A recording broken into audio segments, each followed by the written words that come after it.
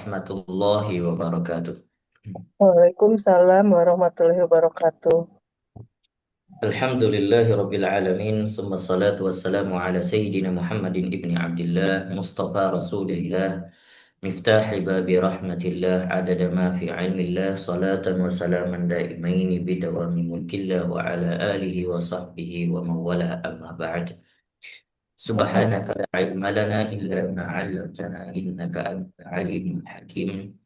قال رب اشرح لي صدري ويسر لي أمري واحلل عقدة من لساني يفقه قولي.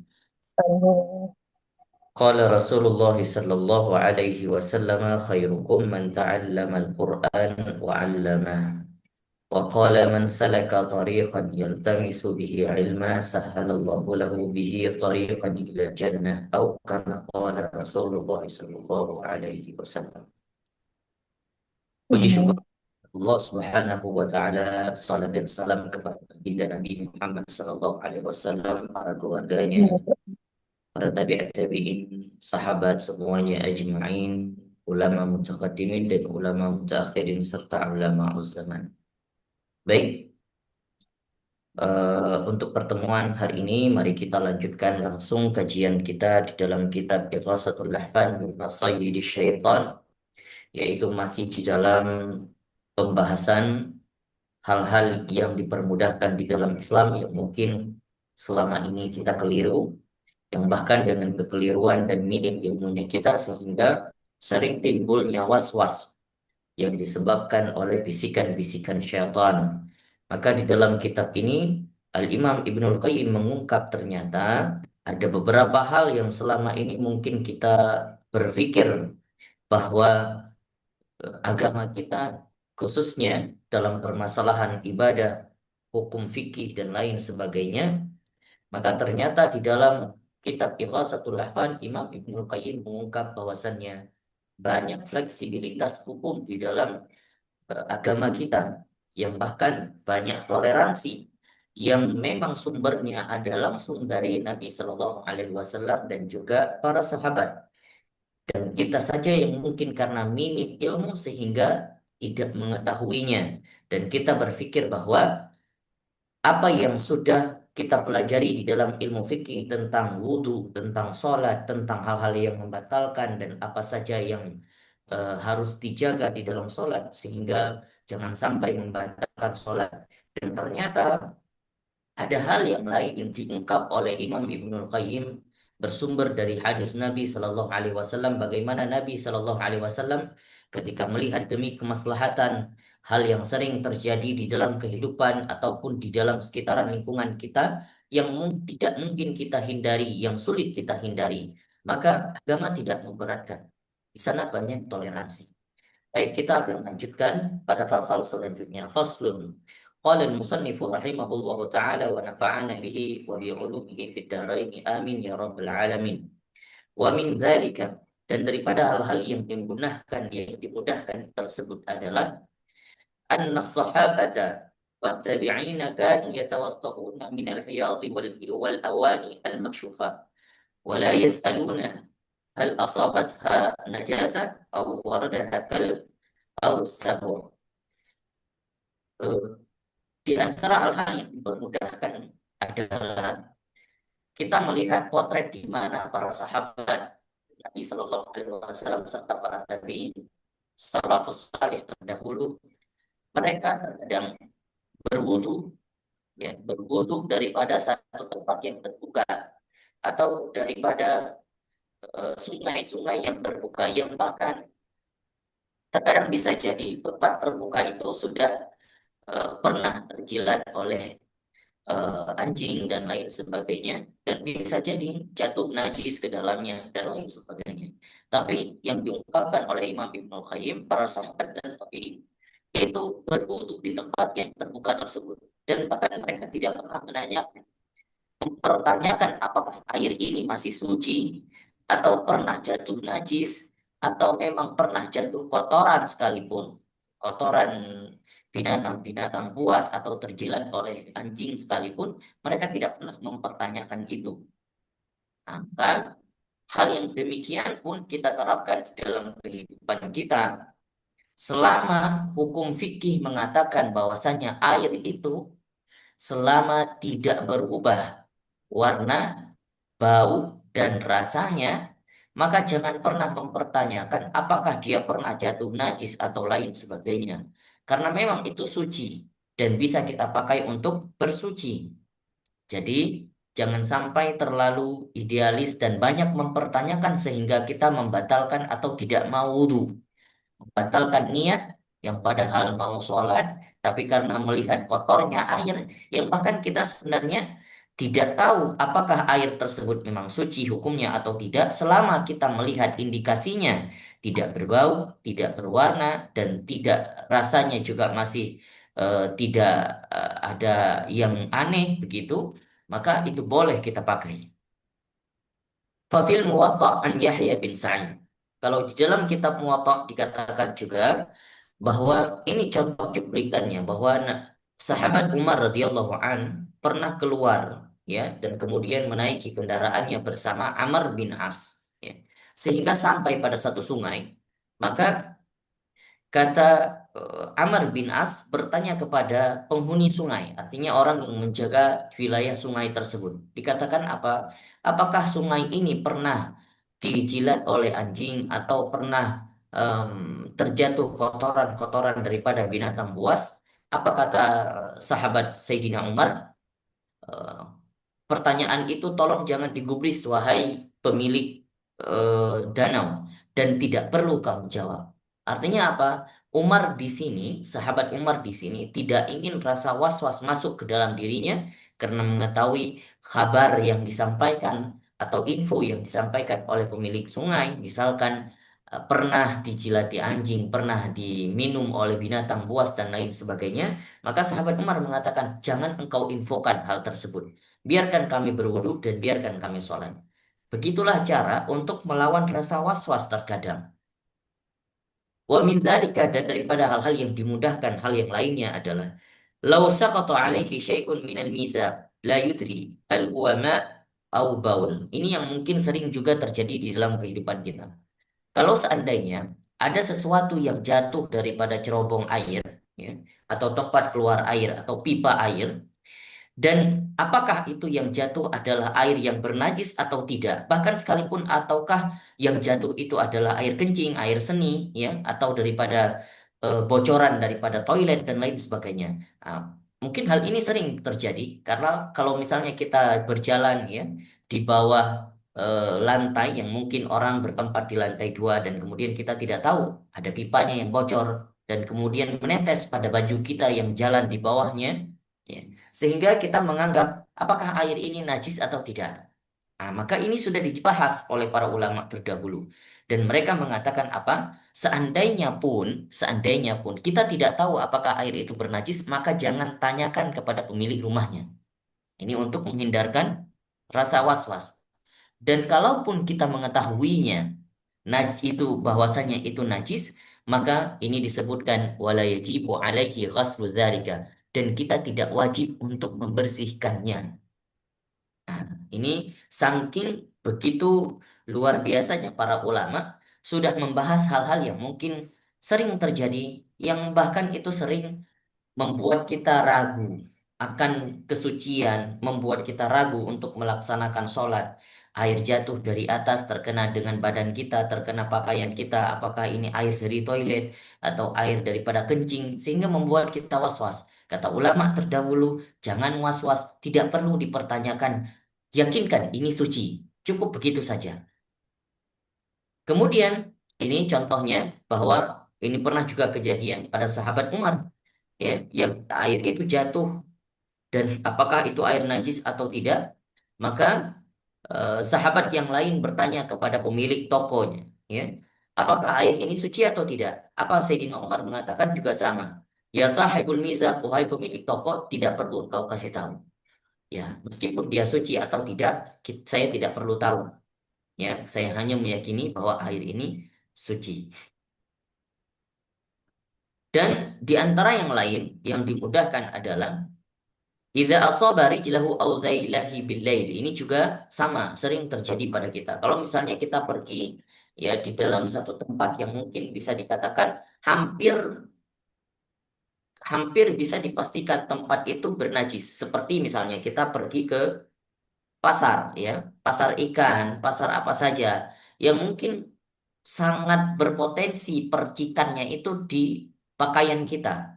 Apalagi misalnya ibu-ibu yang pakaiannya agak selonjoran, ya, terus kemudian terkena percikan itu dan kita menganggap ah ini mungkin sudah bernajis, ya. Tapi di dalam kasus ini sudah dibahas oleh Imam Ibnul Qayyim dan juga pernah kita bahas terdahulu apa dikatakan oleh Rasul Shallallahu Alaihi Wasallam dalam hadisnya, seandainya pun satu tempat yang engkau lalui dan itu bernajis dan engkau akan melalui jalan yang lain yang tidak terkena najis, maka jalan itu bisa membersihkan pakaian yang sebelumnya terkena najis. Nah, ini jadi hal yang seperti itu saja sudah pernah dibahas di dalam hadis Nabi Shallallahu Alaihi Wasallam. Begitu juga hal yang kena percikan tersebut. Maka percikan itu tidak perlu digubris dan tidak perlu dimasukkan rasa was-was di dalam hati kita. Ya, maka ini juga dikatakan tidak perlu juga memeriksa dengan cara menciumnya, apakah ada bau yang berbeda atas percikan tersebut atau tidak, maka tidak perlu. Ini juga sebagaimana dikiaskan atau diambil dalil daripada kisah sahabat Umar radhiyallahu an. Jadi tidak perlu diselidiki, yakinkan saja bahwa percikan tersebut, ya, kalau kita memang sudah memudaratkan dan kita ingin melaksanakan sholat, tiba waktu sholat dan kita baru melalui tempat yang kotor atau tempat dari pasar tadinya, maka yakinkan itu bersih. Ya, jadi tidak perlu menunggu ah nanti saja di rumah ataupun nanti saja saya bersih-bersih dulu, saya mandi dulu. Padahal hal tersebut adalah sunnah keduanya. Padahal sunnah yang paling dikuatkan adalah sholat pada tepat waktunya. Maka tidak perlu hal yang tersebut membuat kita ragu dan was-was. وهذا هو الفقه فإن الأحكام إنما تترتب على المكلف بعد علمه بأسبابها وقبل ذلك هي على العفو يعني على العفو apa yang dikatakan inilah yang dikatakan ilmu fiqh bahwa hukum itu diterapkan kepada orang mukallaf, ya, orang yang dibebani hukum, yang wajib dibebani hukum atas dasar ilmu dan faktornya. Jadi kalau kita sudah mengetahui ilmunya, ya, maka rasa was-was itu pasti sudah berkurang. Dan sesuatu yang bisa dihukumi itu karena pasti ada faktornya. Kalau seandainya kita melihat bahwa yang air yang kita pakai sudah berubah warnanya, baunya juga sudah tidak sedap, sudah jelas-jelas itu air comberan, maka hal yang tersebut sudah jelas faktornya itu tidak bisa dipakai dan air tersebut tidak suci. Kecuali yang tidak kita ketahui, maka apa yang dikatakan fama afallahu an dan Allah itu maha memaafkan di atas apa yang tidak kita ketahui. Pasal selanjutnya. Wa min dzalika daripada hal-hal yang dimudahkan kembali. As-salatu ma'a yasirid dam wa la yu'id. Salat dengan mengalirnya darah. Mungkin kita pernah terluka, ya, tapi kita sholat. Maka selesai sholat mungkin barangkali kita melihat, oh ternyata ada percikan darah atau ada darah yang masih mengalir daripada luka yang kita alami. Maka di sini juga pernah dicontohi oleh para sahabat dari riwayat-riwayat, salah satunya riwayat Imam Bukhari mengatakan apa? Mazal al-muslimuna yusalluna fi jarahatihim. Ini kata Imam Hasan rahimahullahu taala bahwasannya sebagian orang muslim, ya, pernah melaksanakan sholat dan mereka dalam keadaan terluka. Ya tentunya ini pasti di dalam peperangan, ya, di dalam peperangan. Kemudian banyak juga yang diungkap oleh para perawi yang lain, riwayat yang lain yang mengatakan bahwasanya sahabat Umar radhiyallahu an juga pernah sholat, ya, pernah terluka dan kemudian dia sholat. Maka ketika tatkala sholat, dia melihat masih ada darah yang bercucuran dari lukanya, dia hanya mengusap saja dan melanjutkan sholatnya. Artinya tidak membatalkan sholatnya. Selanjutnya di antara yang dimudahkan kembali annal maradhi'a, di antara orang-orang atau ibu-ibu yang menyusui, ya, yang menyusui anak bayi dan lain sebagainya, yang mungkin bayi tersebut hanya masih minum air susu ibunya. Dikatakan apa?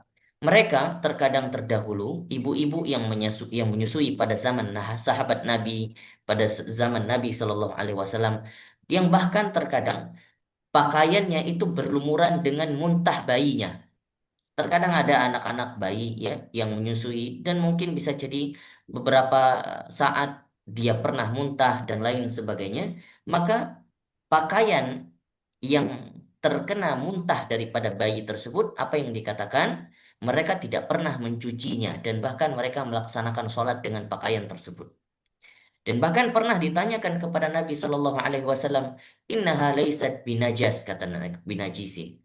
Kata Nabi Shallallahu Alaihi Wasallam, itu bukan najis, ya. Sebagaimana dikiaskan kepada apa namanya, dikiaskan kepada air ludahnya kucing, air ludahnya kucing. Maka Nabi Shallallahu Alaihi Wasallam meringankan air ludahnya kucing. Bahkan di dalam hadis Nabi Shallallahu Alaihi Wasallam pernah memberikan air yang sebagian daripada tempatnya itu tempat Nabi minum, dan Nabi meletakkan air tersebut agar bisa diminum atau dijilat oleh kucing tersebut. Maka Nabi masih memakai air tersebut, tidak membuangnya.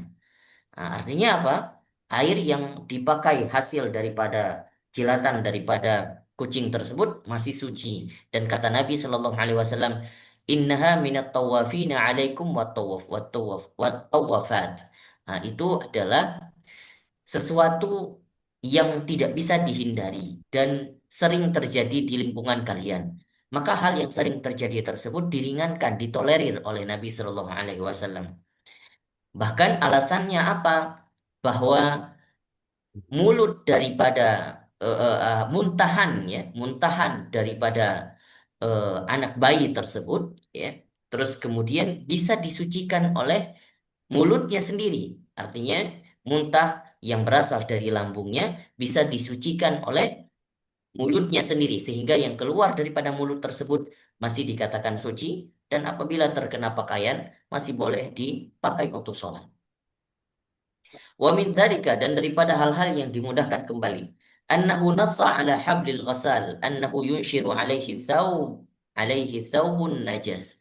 Ini juga mungkin sering kita alami dan kita bahkan terutama nih ibu-ibu ya yang biasanya eh, meng- menjemur pakaian, yang bahkan terkadang tali pakaian tersebut kita sudah tahu kita menjemur pakaian yang kotor misalnya atau pakaian yang bernajis sekalipun, maka pastinya tali jemuran tersebut juga terkena najis. Tapi dibahas oleh Imam Ibnul Qayyim apa? Selama tali jemuran itu masih disinari atau dipanasi oleh matahari, terkena sinar matahari, maka maka tali jemuran tersebut tidak perlu disuci dan sudah suci sendiri karena cahayanya matahari. Nah, ini tapi juga jangan sampai diambil redaksi tersebut sesuai teksnya. Nah, nanti kita bahas. Perhatikan, tidak semua ulama bersepakat tentang ini, ya. Jadi kalau kasusnya ada tali jemuran yang terkena najis, maka dikatakan sebagian para ulama berpendapat bahwa tali jemuran itu eh, akan suci sendiri, ya, karena terkena matahari. Tapi ini hanya pendapat beberapa para ulama, termasuk di dalam madhab Imam Hanafi. Karena Imam Hanafi menganggap dan juga mereka mengatakan bahwasanya innal ardan najsata yatatahharha ar-rih wasyams. Sesungguhnya sesuatu yang bernajis itu bisa disucikan oleh angin dan cahaya matahari. Ini pendapat Imam Abu Hanifah. Berbeda dengan pendapat kita mungkin dalam pendapatnya Imam Asy-Syafi'i. Wa huwa wajhun li ashabi Ahmad hatta innahu yajuzu tayammum biha. Ya, juga mengatakan bahwa hal yang atau bumi atau tanah yang terkena najis yang dianya itu bisa dibersihkan terkena cahaya matahari atau masih terkena angin, ya maka itu bisa bersih sendiri, sebagaimana mereka mengambil daripada nas hadis yang pernah diungkapkan oleh Nabi Shallallahu Alaihi Wasallam mengatakan apa? Sesungguhnya ada yang datang kepada Nabi dan mengatakan bahwa masjid yang mereka kerjakan, yang mereka bangun, ya, kita tahu bahwa masjid terdahulu tidak ada lantainya, tidak ada keramik, mereka sholat itu di atas tanah, yang bahkan tanah tersebut biasa dihinggapi oleh beberapa binatang-binatang yang terkadang apakah mereka kencing di sana, terkena kotoran binatang dan lain sebagainya, maka para sahabat tidak pernah membersihkannya. Ya, kalau kita mempertanyakan bagaimana juga dibersihkan tanah karena mereka tidak ada lantai, maka Nabi Shallallahu Alaihi Wasallam mengatakan apa? Bahwa sesungguhnya tanah itu akan bersih dan suci sendiri karena pada dasarnya tanah itu adalah suci. Nah, maka di dalam pendapat ini Imam Abu Hanifah berpendapat bahwa sesuatu yang bernajis, tanah atau tali jemuran sekalipun itu bisa dibersihkan oleh cahaya matahari dan oleh angin. Selama hal itu masih terbuka di tempat lapangan terbuka, ada angin, ada cahaya matahari, maka dia akan suci tersendiri, ya, tanpa harus disucikan. Selanjutnya, nah, oke, baik kita bahas. Itu adalah pendapat Imam Abu Hanifah. Tetapi hal ini tidak berlaku kepada beberapa pendapat para ulama yang lain, ya, daripada jumhur salaf. Yang termasuk juga Imam Asy-Syafi'i. Mereka tidak setuju dengan pendapat ini. Bahkan mereka mengatakan tetap, ya, yang menyucikan itu harus ada medianya seperti air dan lain sebagainya. Ya, tapi kalau tidak bisa dihindari seperti tanah misalnya, maka itu tidak mengapa. Tapi kalau misalnya sesuatu benda, tali jemuran atau apa saja yang terkena najis, maka tidak bisa cahaya matahari dan angin jadi media untuk mensucikan, tapi harus ada air yang mensucikan. Kalau itu pendapatnya Al-Imam Asy-Syafi'i dan beberapa para ulama yang lain. Selanjutnya, masih berkaitan dengan air yang suci lagi menyucikan atau air yang dipakai. Qala Rasulullah sallallahu alaihi wasallam al-ma'u la yunajjisuhu syai'. Nah, ini berlandaskan dengan hadis tersebut. Hadis Nabi sallallahu alaihi wasallam mengatakan air itu tidak ada yang bisa mengkontaminasikannya dengan najis. Artinya air itu sudah aslinya suci, ya. Jadi tidak akan terkontaminasi dengan najis. Maka pernah beberapa sahabat datang kepada Nabi Shallallahu Alaihi Wasallam, ya, dan kemudian mereka berwudu dengan air yang ada di sumur Budoah. Air sumur Budoah itu ditanyakan kepada Nabi, wahai Nabi, kami berwudu daripada sumur Budoah, apakah sah apa tidak? Padahal sumur itu kita tahu bahwa sumur itu adalah tempat pembuangan sampah. Ya, sumur itu adalah biasanya apa namanya, hasil kotoran-kotoran wanita haid dibuang di sana. Hasil daripada eh, daging-daging yang busuk dibuang juga di sana. Bahkan mayat daripada apa, binatang-binatang seperti anjing dan lain sebagainya dibuang juga di dalam sumur tersebut. Tapi selama air di sumur tersebut masih pun penuh dan masih tidak berubah warnanya, masih tidak berubah rasanya dan baunya, maka air tersebut masih bisa dipakai. Apa kata Nabi? Al-ma'u tahurun la yunajjisuhu syai'un. Air itu pada prinsipnya memang suci, tidak akan ada yang bisa membuatnya bernajis. Ya, artinya apa? Kalau seandainya kadar airnya masih banyak di antara daripada kotorannya, berarti air itu masih belum bisa dikatakan air bernajis. Selama dia belum berubah warnanya, rasanya, dan lain sebagainya, masih boleh dipakai. Meskipun kita tahu yang dibuang di dalam sumur tersebut adalah kotoran-kotoran. Tetapi kalau seandainya air tersebut sudah berubah dan bahkan bisa dikatakan presentase kotoran di dalam sebuah air di dalam sumur tersebut sudah jauh lebih banyak daripada airnya sendiri, maka itu baru tidak boleh dipakai lagi.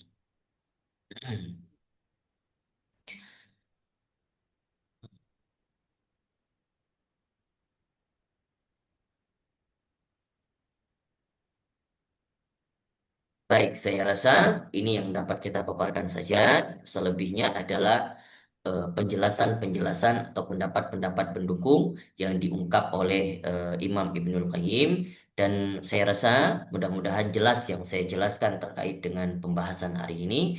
Mudah-mudahan kalau ada yang belum jelas atau ingin ditanyakan, silahkan jangan segan-segan ditanyakan di dalam grup. Insya Allah akan kita jawab.